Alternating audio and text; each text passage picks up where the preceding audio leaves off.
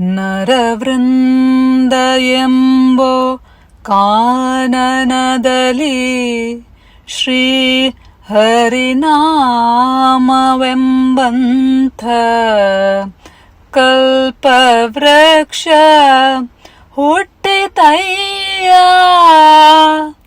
ನೆಳಲು ಸೇರಲುಂಟು, ಫಲವು ಮೆಲ್ಲಲುಂಟು, ನಾಲಿಗೆಯಲ್ಲಿ ನಾಮತ್ರಯಗಳುಂಟು.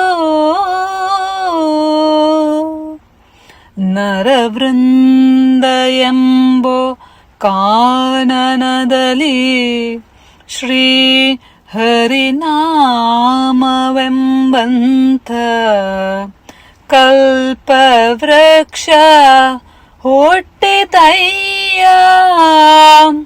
ನೆಳಲು ಸೇರಲುಂಟು, ಫಲವು ಮೆಲ್ಲಲುಂಟು, ನಾಲಿಗೆಯಲ್ಲಿ ನಾಮತ್ರಯಗಳುಂಟು.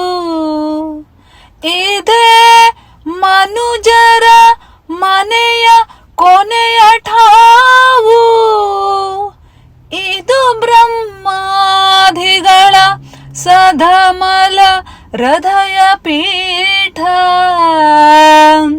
ಇದೇ ದ್ವಾರಕೆ, ಇದೇ ಕ್ಷೀರಾಂಬುದಿ, ಇದೇ ಪುರಂದರ ವಿಠಲನ ಮಂದಿರ.